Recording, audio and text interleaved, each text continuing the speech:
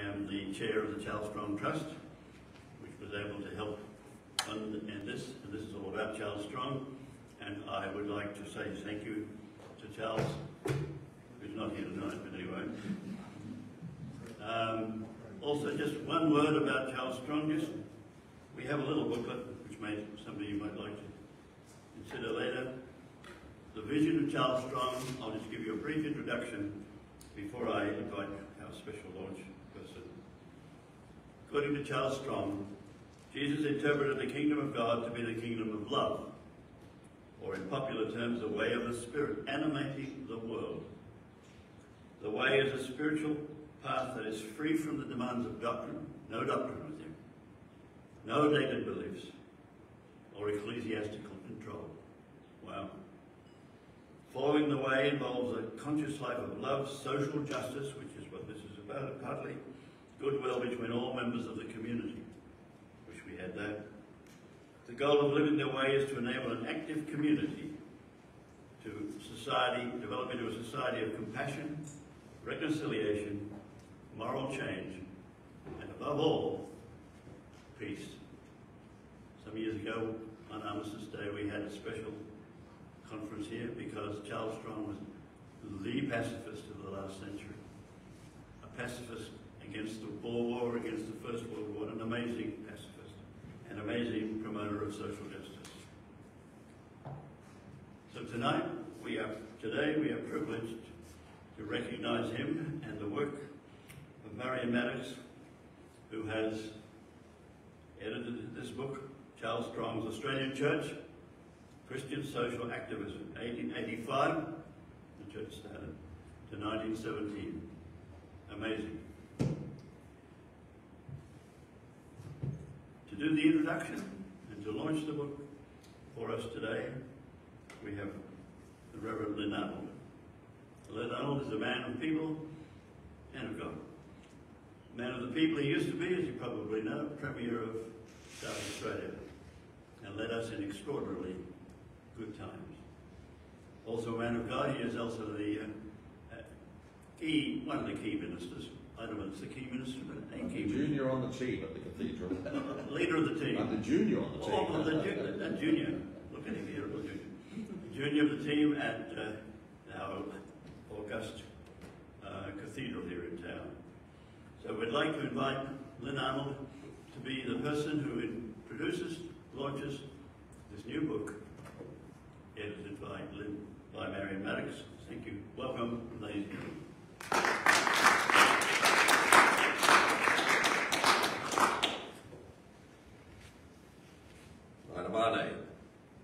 Manamane. Kampendi Nadu Ganama Iotanga Inwarendi Ganama Yuna Yacha Mantanya Wamataran Yako.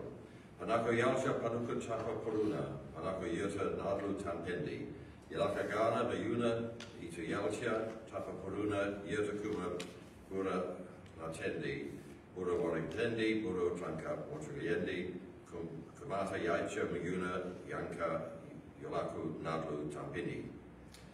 With approval of Ghana elders, I wish to say that we acknowledge that we are meeting on the traditional country of the Ghana people on the Adelaide Plains and pay respect to elders past and present, recognising and respecting their cultural heritage, beliefs and relationship with the land.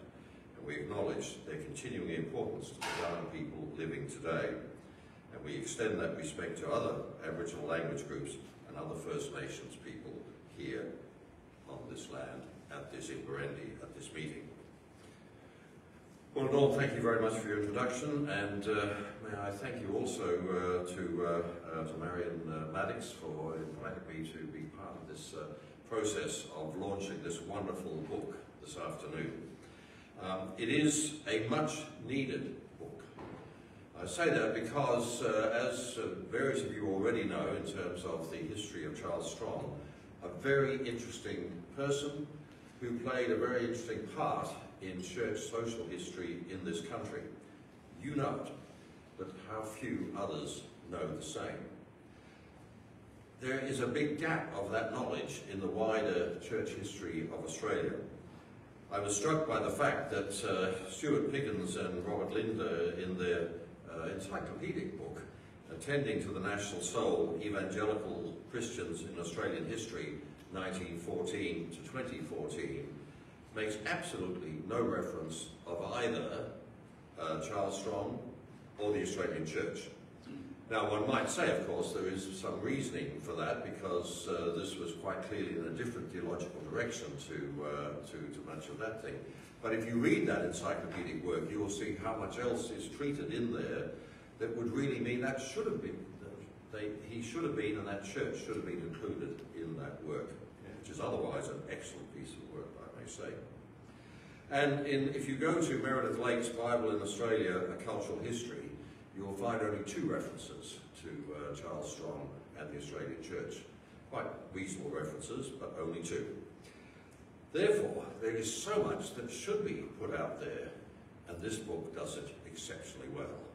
And I want to congratulate you, Marion, on your role in, first of all, the writing that you have done in the book, the editing you have done, and the writing by others in this book.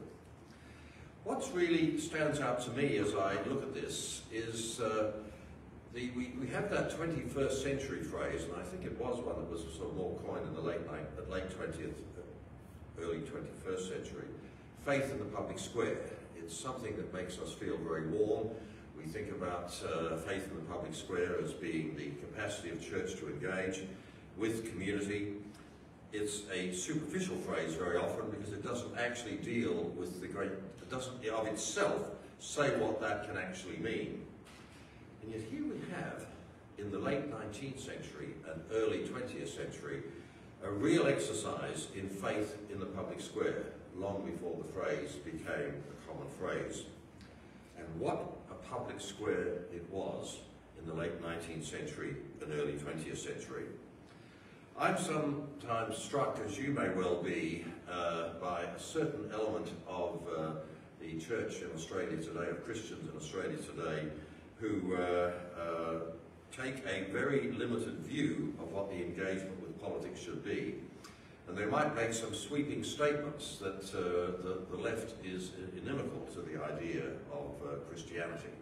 I have actually heard this reference: it would not be possible for a Christian to be a member of the Labour Party, for example, let alone the Communist Party, perhaps. And yet, in the late 19th century and the early 20th century, we had an amazing conjunction of the left side of politics with Christianity. Not just here, of course. I mean, this had great traditions in the UK, in the US, Walter Rushdenbush, for example, in the US, and many in the UK. I find it intriguing, in terms of the early 20th century, that Reverend Jack Gaydon, who was a Church of Christ minister here in Australia, was one of the founders of the Communist Party of Australia.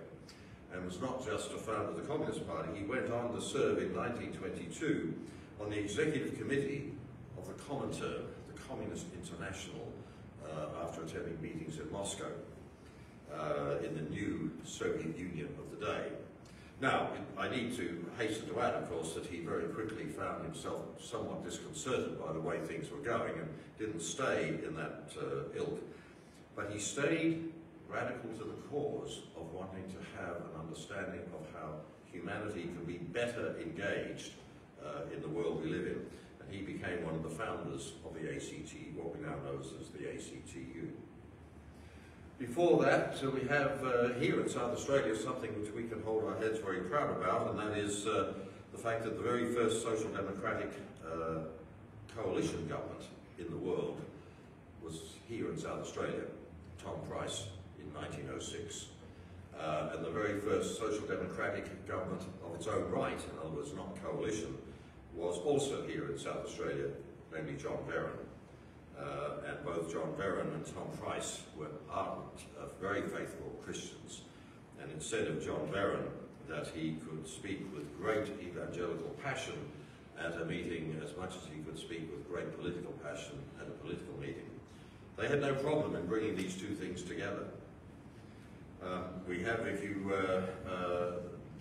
so this tradition, and then we go back into the late 19th century in South Australia and internationally in the early 20th century in terms of the enfranchisement of women and the significant role that people in the church played in that area.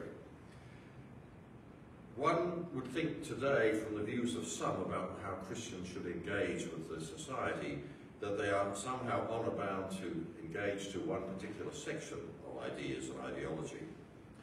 And yet, in the early 20th century, that could be quite different. When you look at the conscription plebiscites of 1916 and 1917, if people are asked where did the greatest number of votes against those plebiscites come from, some people automatically say, well, the Catholics, of course, following Archbishop Maddox. He encouraged them due to his Irish predispositions to have them vote against him.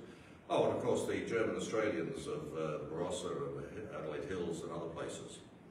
In fact, the strongest votes against conscription in those plebiscites took place amongst the Wesleyans of the Copper Coast.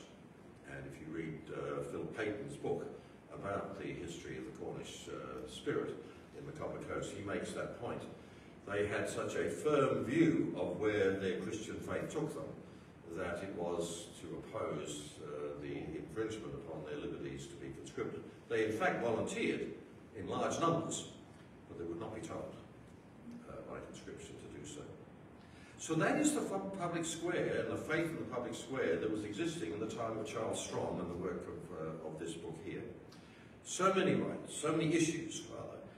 Women's rights, conscription, pacifism, temperance, labour rights, all were playing out in vivid political technicolor, if you like, but also religious technicolor, as the many people within church communities were actively taking part in those debates about those matters.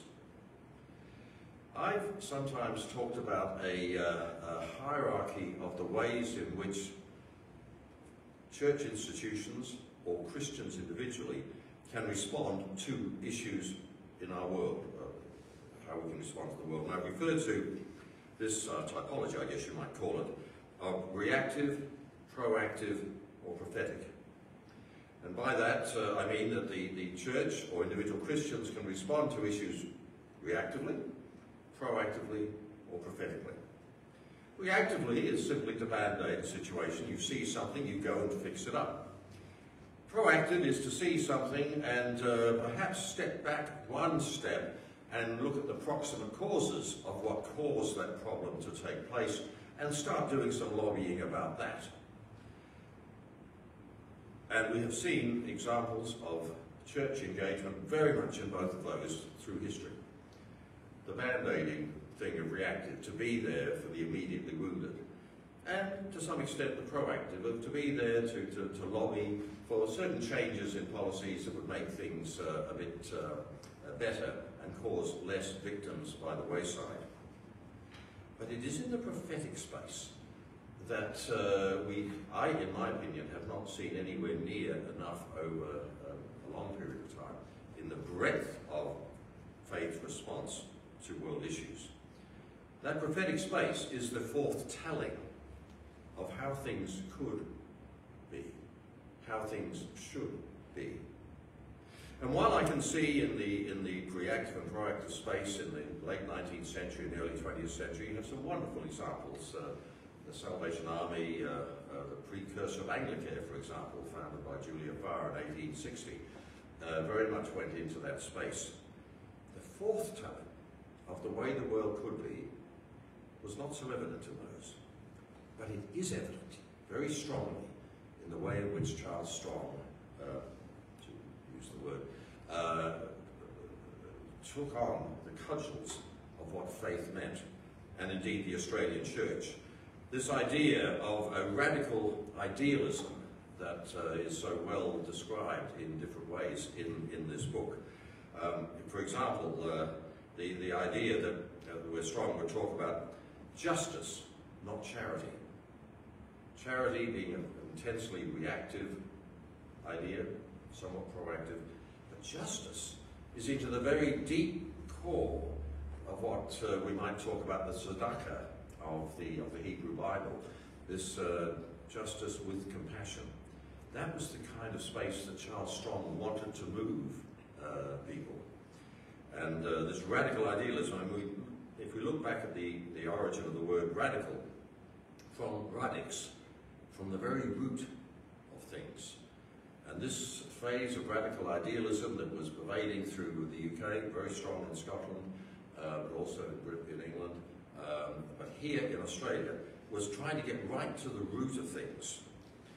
Now, Charles Strong's personality must have been a very, very charismatic personality, I guess a somewhat, sometimes confronting one. He did not take hostages easily, it would seem, and he therefore made himself difficult in the spaces where he were before he set off to establish the Australian Church.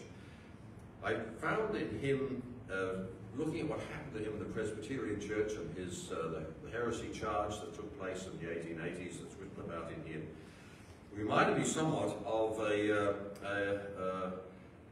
what you might call a confrere in the theological confrere, Bishop Colenso in South Africa, who in about the same period, perhaps a bit earlier than Charles Strong was doing what he was doing, was deeply challenging some of the views of the Church of England, in that case, in South Africa, and trying to re-engage in a new theology of the period, and was himself therefore excommunicated, resulting in a split in the South African Church of England, which lasted almost a century.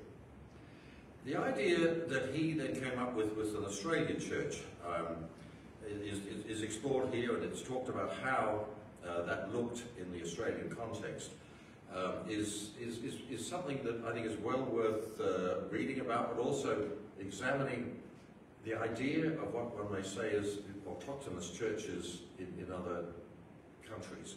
What does it look like to have a church that is trying to reflect where you are as a community?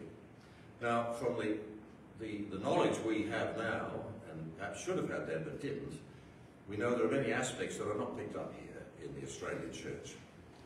We would now quite openly acknowledge that we have overlooked for such a long time the Indigenous component of what it is to be Australian.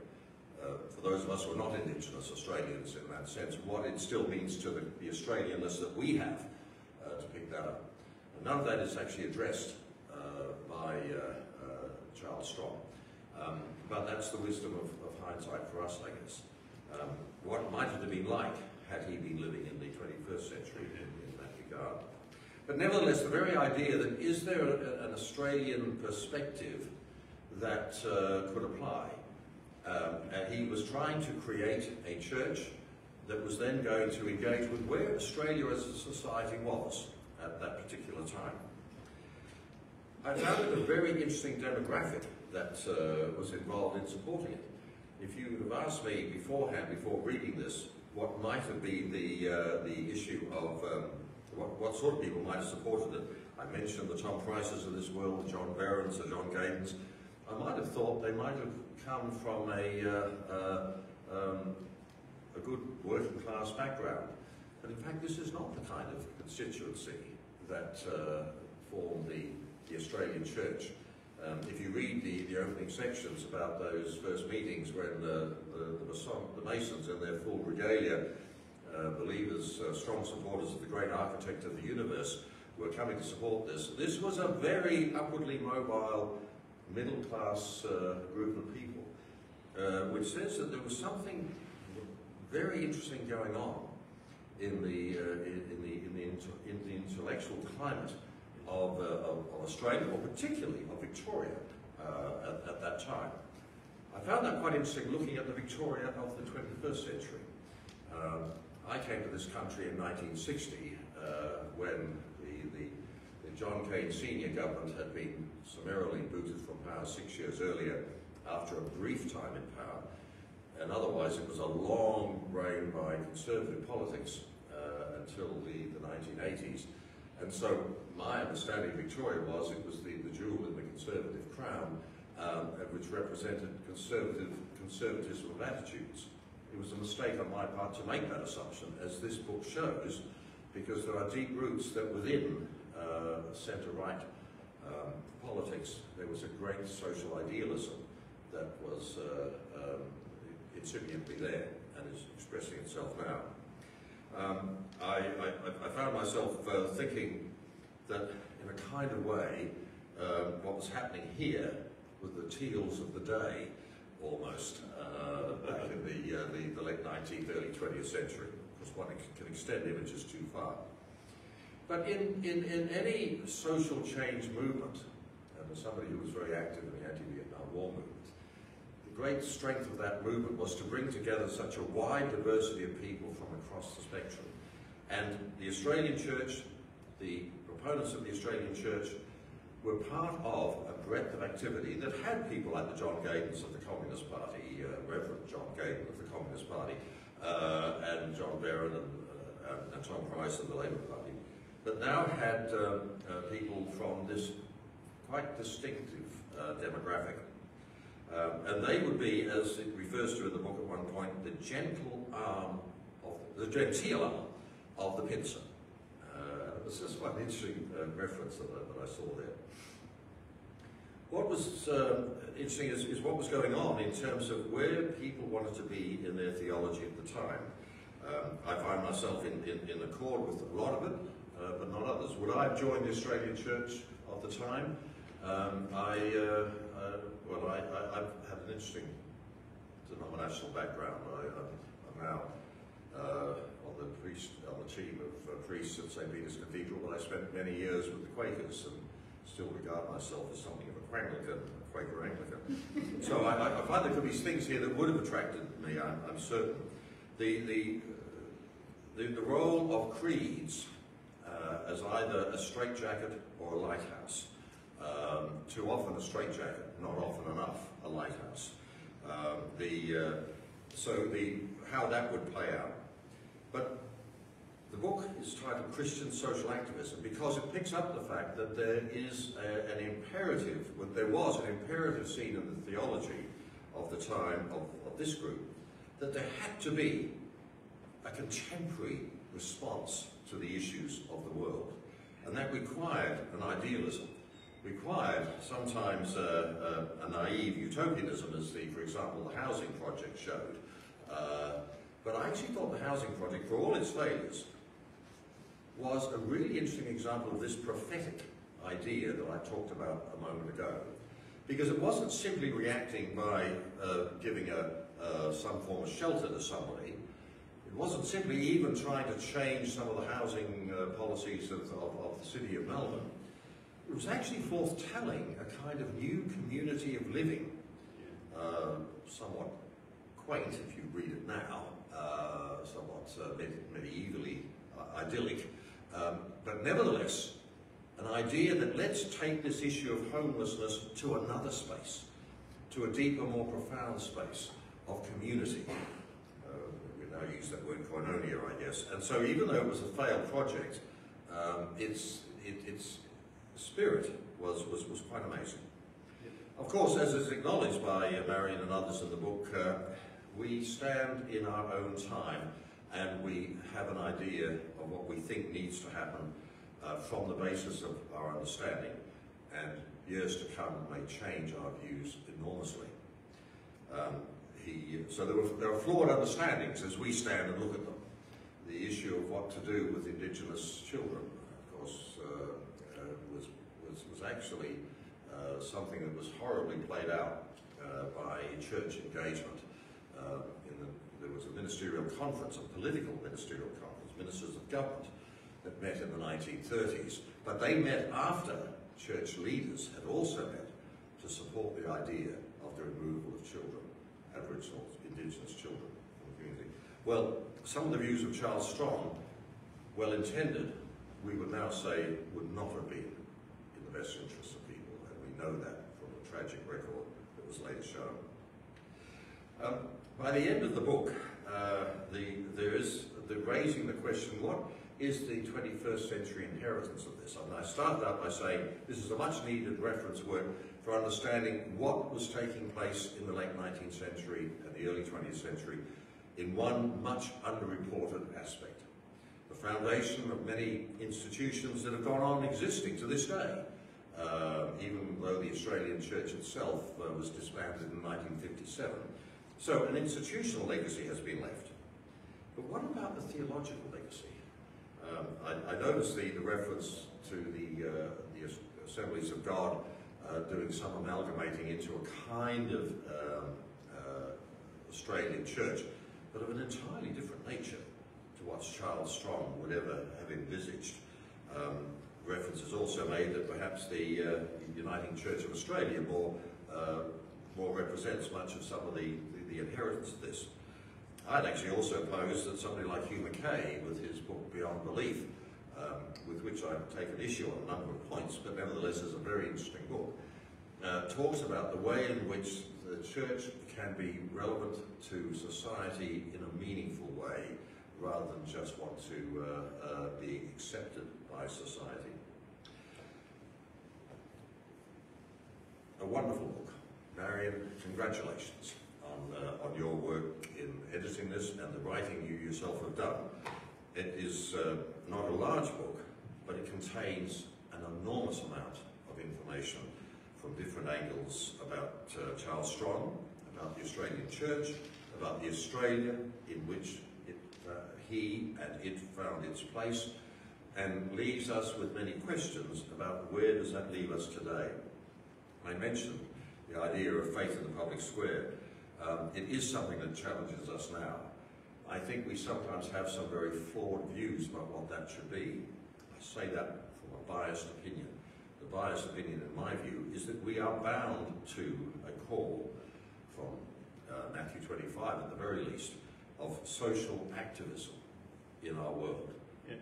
And we're bound to a call not just of reactive or proactive, but a prophetic activism in our world. And that is something Charles Strong and the Australian Church was seeking to do. You've asked me to launch this book. I always worry about the word launch because that means I suspect I've got to take a bottle of champagne and break it over the book. I much prefer to say what I'd now like to do is officially declare open the Charles Strong's Australian Church Christian Social Activism, 1885-1917, edited by and also contributed to by Marion Maddox. Thank you very much.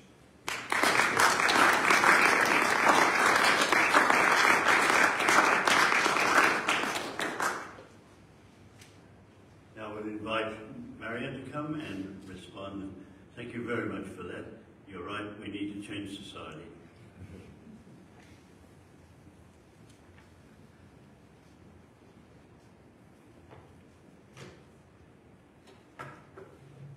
Well, thank you so very much, Lynn, for those very kind words, and thank you all for coming and for your interest in Charles Strong and Janet Strong, the collaborator of his life's work, and the 1,000 or so congregation members at a time who met in its heyday in the congregation of the Australian Church in its various premises in Melbourne. Well, I wonder what Charles and Janet would have made of Charles and Camilla. Especially what Charles and Janet would have made of the events of the last week. I'd like to play you a piece of music. It's a piece of music which was heard very frequently in the Australian Church. I wonder if you'll recognise it. Fergus is going to help me play the piece of music because I'm not very good with anything tech. Here we go. What do I have to do, Fergus? Just relax and watch. Okay, I'll relax and let you do it. This powerful $139 drone is now available in Australia. No, this is not for me. Extremely Just high-tech wait for the answer to $7,000. go away.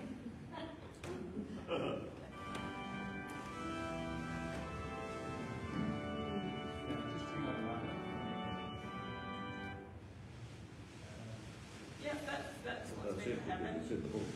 Next to make it happen for you to see on the screen. We don't really need to see the visual, as long as we've got the sound. Well, I'll just have to listen to the sound, I'm sorry. That's fine.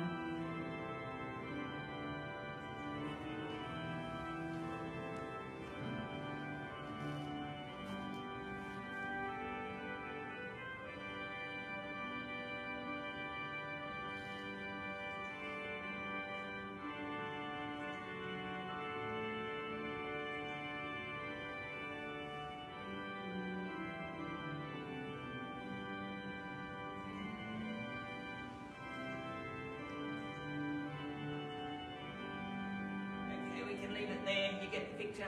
Well, I'm very impressed.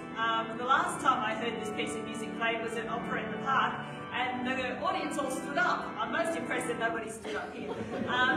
So at the Australian Church, they used that music a lot, but the words that they used to it might be unfamiliar, and I'll tell you more about that in a minute. The Australian Church congregation is, when it is mentioned, as Lynn said, it kind of wanders in and out of mainstream histories, but it hasn't had, the reason we decided to do this book is because it hasn't had much kind of focused attention on it as an organisation. But when it is mentioned, the things that it's mentioned for are the things that it's remembered for, are the things that Lynn was talking about, the institutions that it set up that exist still today. So the Women's International League for Peace and Freedom started out of the Sisterhood of International Peace, which was founded in the Australian Church. Yes. The District Nursing Society in Victoria was founded in the Australian Church, still going today. The Collingwood Working Men's Club was still going in the 1950s, founded out of the Australian Church. Campaigns for penal reform, for children's courts, to abolish the death penalty, those things were started out of activism in the Australian Church. Factory law reform, campaigns for better working condition, abolition of sweatshop labour, the 1895 Victorian Factories Act that instituted the first anti-sweatshop labour laws. Those things also were collaborative efforts launched by Charles Strong and members of his congregation, along with others. But the Australian Church also was very engaged in a campaign to think about what should be an Australian political culture.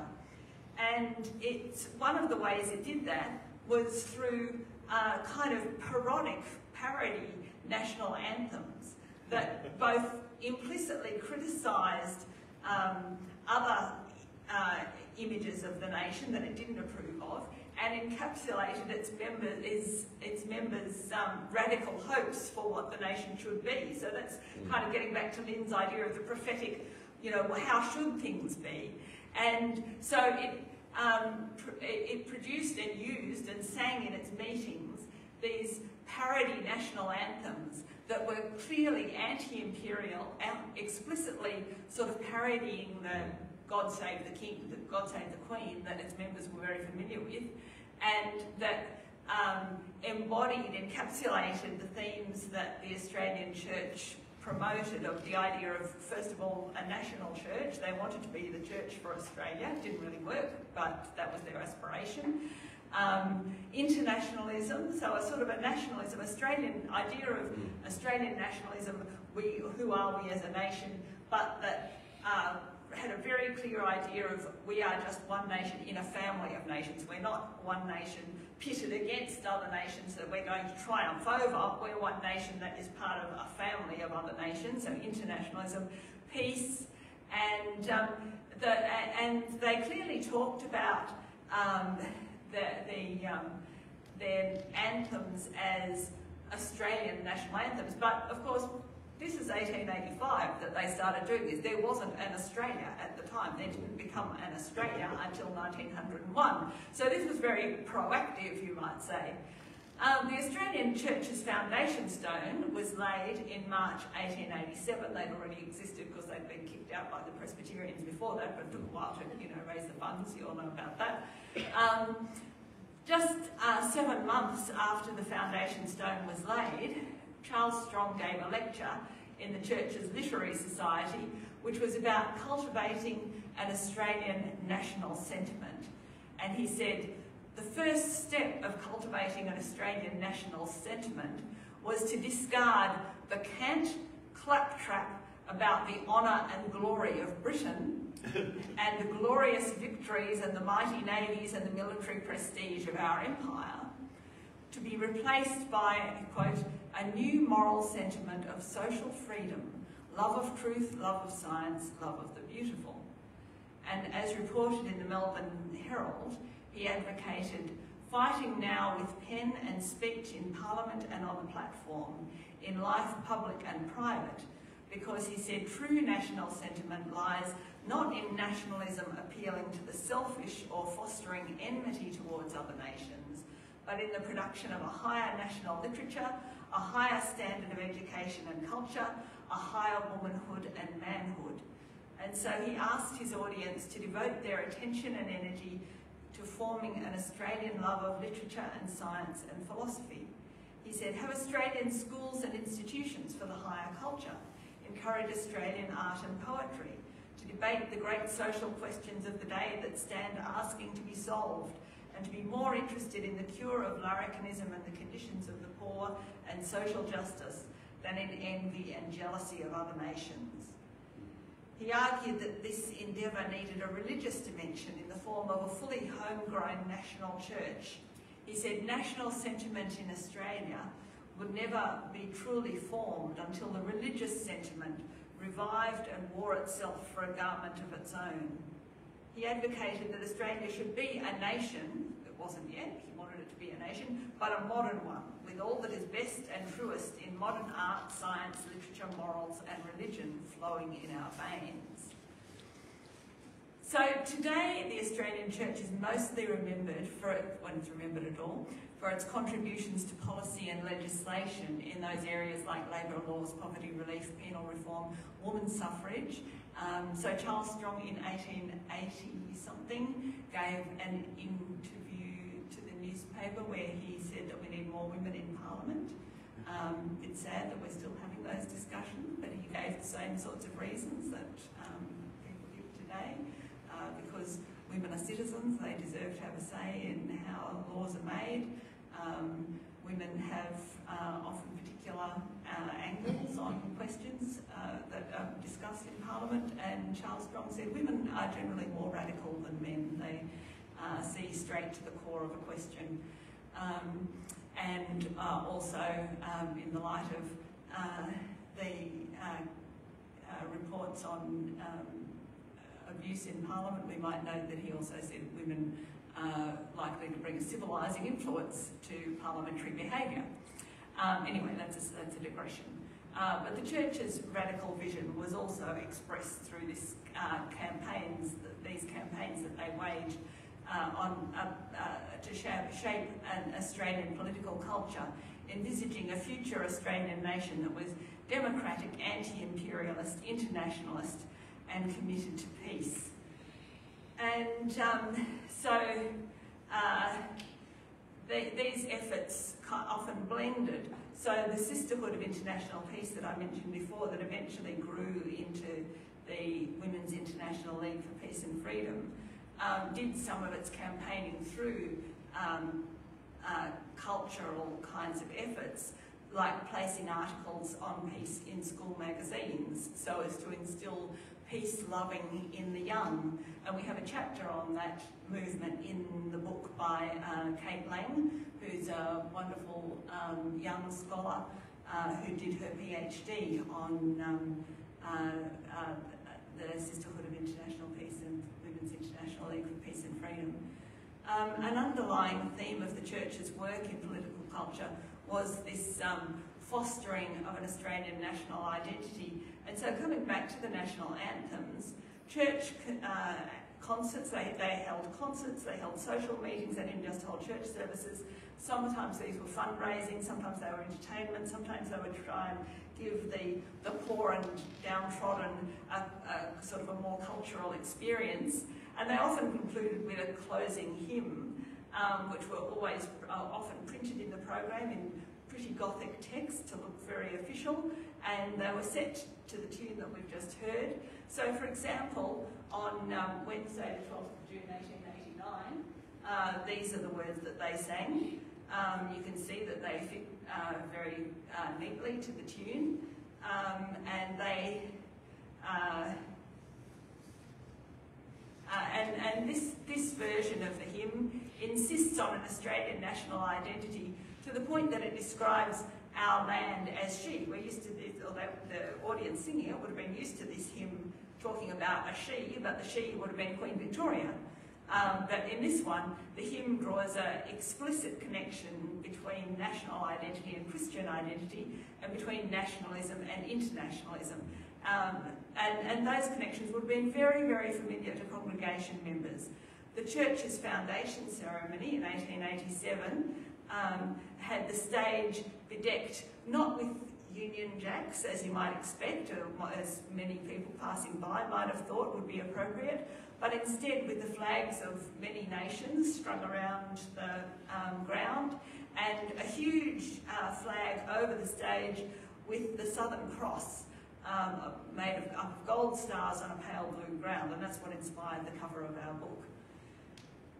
At an Australian church meeting, social meeting of adherents and friends held on Thursday the 12th of June 1890, they sang a more explicitly nationalist version, which is here it has things about bless our Australian land, firm may her children stand, a free and noble band for love and right. And then the second verse is about blessing the church. That first stanza with its mention of our Australian land was sung at numerous Australian church events, including in September 1891 and then again in September 1901, when there finally actually was a country of Australia. The songs were variously described as hymn, anthem, and even on at least one occasion in 1896, so before Federation, as the Australian National Anthem, which was at the pleasant Sunday afternoon on the 14th of September 1896, which was an event that also heard an address on liberty, equality and fraternity, explaining that equality requires women's suffrage, so they were very involved in the women's suffrage campaign at the time. So setting new words to a familiar tune is a long-established musical practice. If you've ever sung a hymn to the tune of the Ash Grove or The Water is Wide or something like that, you're very familiar with that. And often it's substituting sacred words for profane ones or profane words for sacred ones and trying to erase the other ones from memory. So if I go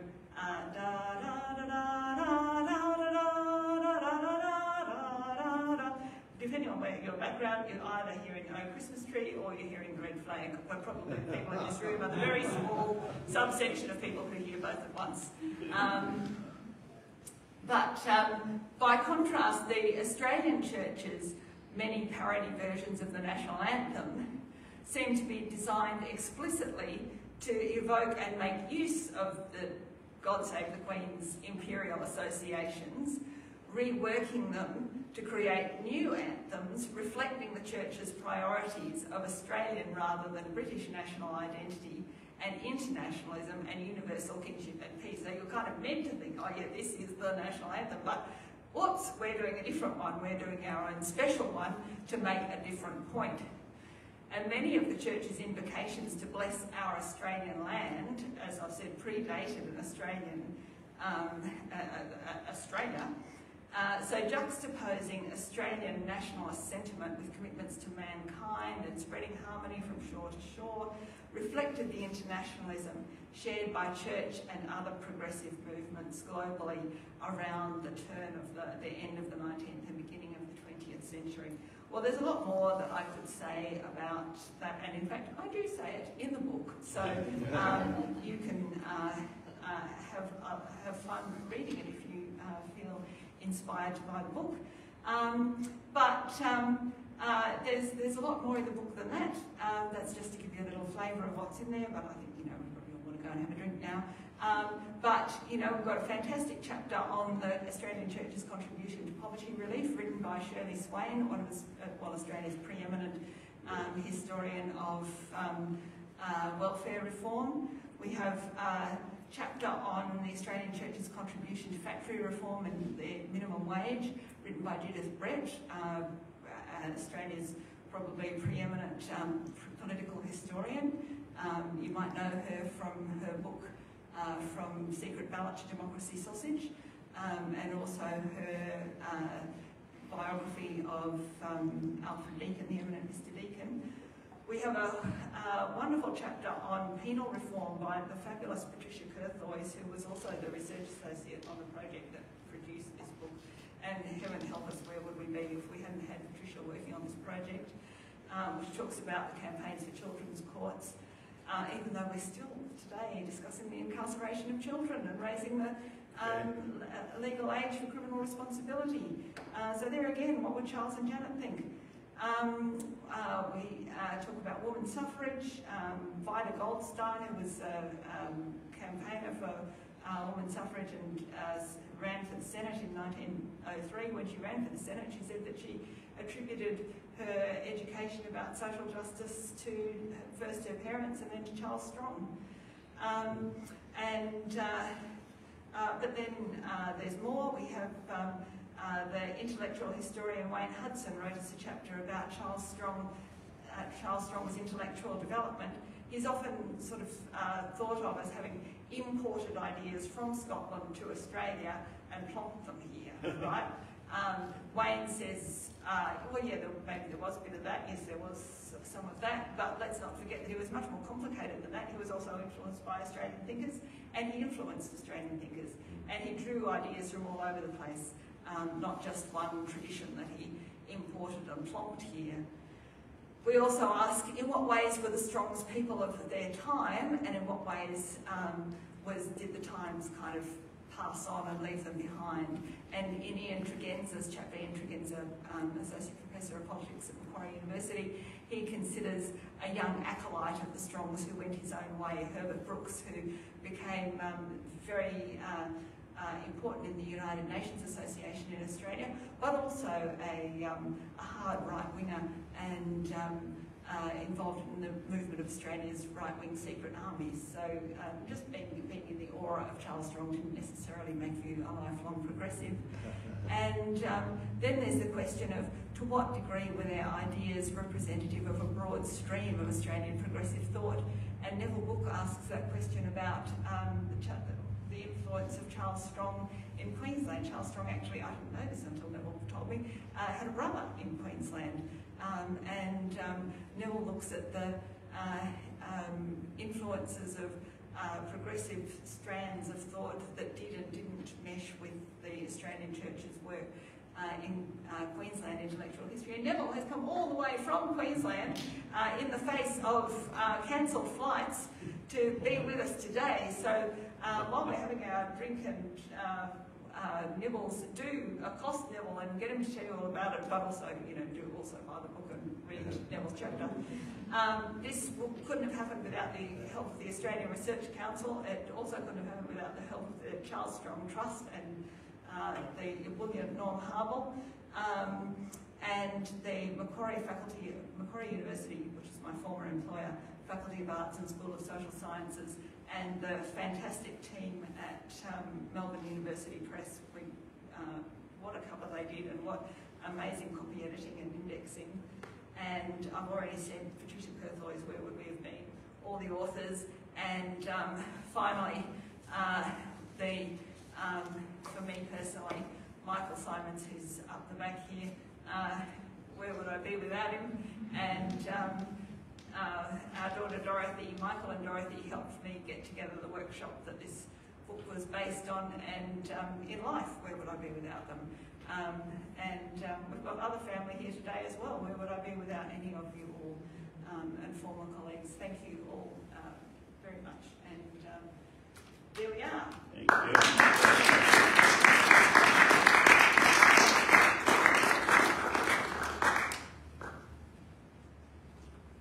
I need to say thank you. Thank you to Lynn for his guiding thoughts. Thank you for the author and the wonderful contributors to this book. It's fascinating. Thank you also to Effective Living Centre for providing this place and this service. Thank you for all those who've helped in any way. It's really a pleasure. One little thing that just came to me as you were talking, well, quite a number, but one that I remember reading. When the First World War came, Charles Strong refused to play the national anthem in the church as part of the church service. They may have had other old versions, but not the traditional.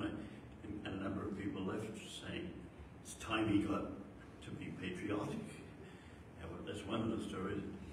Other is it's maybe time to write something, a book about Janet, his wife, because she was as much a leader as he was. An amazing woman, much like Florence Nightingale was at the same time. There's a number of very powerful and influential women whose voices got squashed later on. Also his work in prison reform, which was a major step forward at that time and should still be going. So thank you very much for all coming. Thank you very much to our two contributors, and thank you very much. Come and enjoy a drink. Thank you.